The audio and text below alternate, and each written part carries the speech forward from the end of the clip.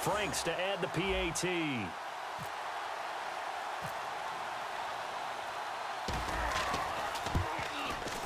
And the lead grows even larger here in the third quarter.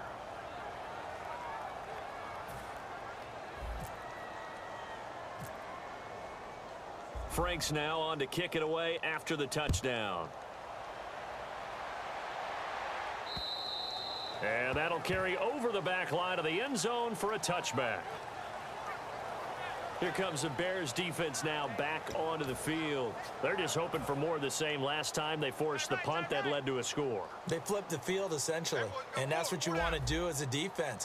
Make sure that you put your offense in a great position to run their offense and put the ball in the end zone. That's exactly what they accomplished. They accomplished that last time. What will they accomplish this go around? The best defensive linemen, they play with great leverage so they can get low and not get bowled over by offensive linemen. They have excellent hands. They can throw people off on a play. We just saw a great example of a really good run stop by a guy playing the defensive tackle position. Again they run. Again it's Pro-Size. Give him 3 yards, and now they're left needing a conversion here on 3rd and 6. Tough day. Tough sledding right there, and it's been that way the entire game. Not a whole lot of room to ramble for him. Yeah, you're right. It's been that way all afternoon. Didn't get a whole lot better there. They're going to look to throw. He's going to flip that out to the flat. It's complete. He lost 2, and it brings up 4th. Well, they tried to swing it out left into the flat, complete, but really nice open field tackling. And they played that one like a great boxer. They were on their toes on that one. They weren't back on their heels reacting to the play. No, they saw it, came right for it, and made a nice tackle for lost yardage. They'll look to set up his blockers.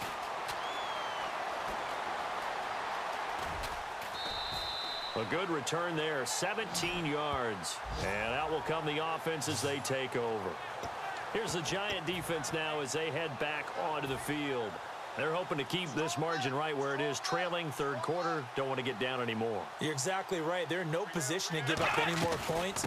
They have to keep it in a spot where if their offense does catch a spark and get hot, they've got a chance to come back and win this game. I guess the word manageable, you always want to keep it manageable, right? Make sure that the game doesn't get away, and mentally you look up at the scoreboard and say, and he'll be taken down across the 50 at the 45 in enemy territory.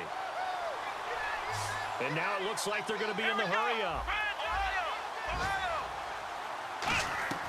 Prescott looks to throw on first, escaping the pressure right. Going right side here, and that's complete. The 20, and he gets this one all the way down inside the 20-yard line. Back now at Soldier Field, and this is a blowout so far as we get set for the fourth quarter. A very one-sided affair.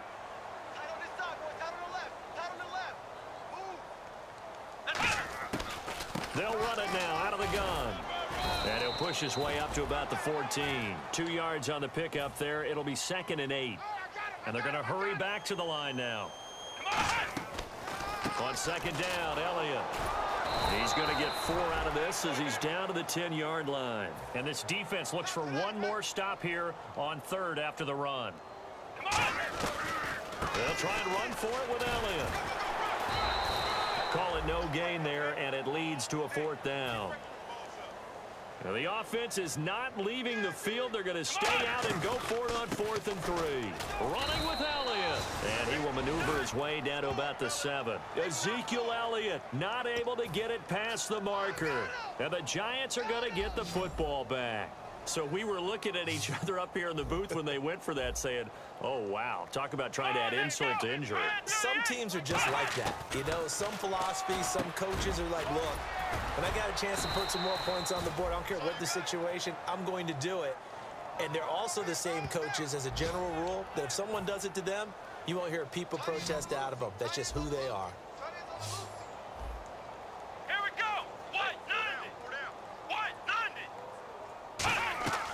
Now back to throw. And that one got tipped. Kind of threw everything off. It brings up 3rd. Really nice play by the guys on the defensive side of the ball, but For the guys on the offensive line, they're doing a nice job of trying to protect their passer. But when a guy hops in the air and goes airborne to try and knock one away, it's difficult because you can't reach out and grab him. That'll be a holding penalty. So all you're trying to do is make some type of a play on him, make some type of contact to try and get his arms out of the sky. Tajay Sharp, the intended target, and it's 4th down. Timing's crucial in any route thrown, but when you throw an out, so many things are going through the mind of the receiver. Catching the ball, timing it up with the quarterback. Are my feet going to get down inbound to drop it? Take it in at the 22. So a change of possession here on the punt. And possession will switch hands, 1st and 10.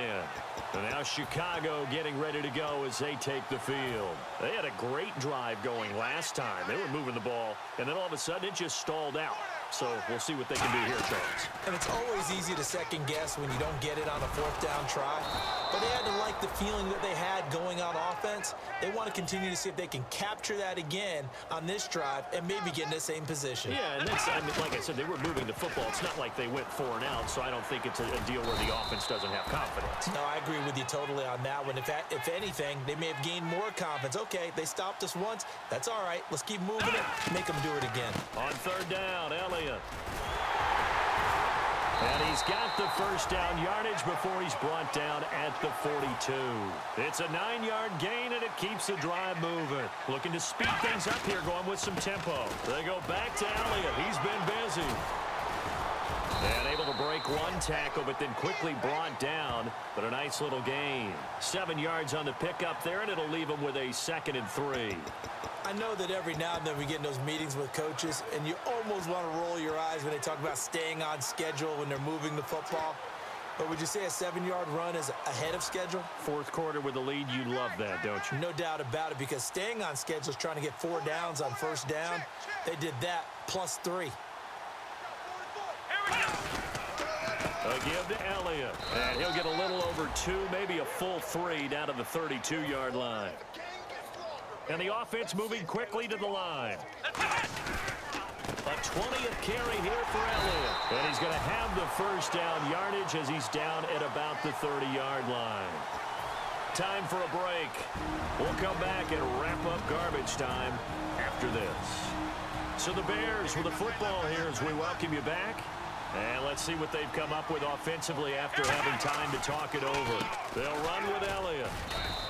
2 yards on the carry there. It'll be 2nd down. 8 yards to go here on 2nd down. And quickly they get to the line. The give is to Elliott. And he's going to fight his way forward here for a modest gain. Give him 6 yards on the carry. It's going to be 3rd and 3 now. Here's Elliott. And he gets this down to the 18. Good enough for a 1st down. 5 yards. Let's go. This is Elliott. And he'll wind up losing yardage here back at the 21-yard line. It's a loss of 2 there, bringing up 2nd down. And now they're in the hurry up. Here we go. Brad 38. Brad 38. And he'll give it here to his running back. And he'll get this one down to about the 17. It's a gain of maybe 3, but it's going to leave him with still about 8 or 9 to go on 3rd down. Some of the most unselfish players on any football team, defensive tackles, because we ask them to just eat up blocks and allow other people to make tackles. But when he can make a play himself, as we just saw there, that's a big day.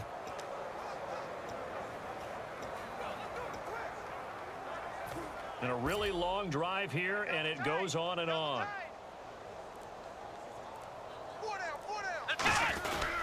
And now a carry here for their fullback.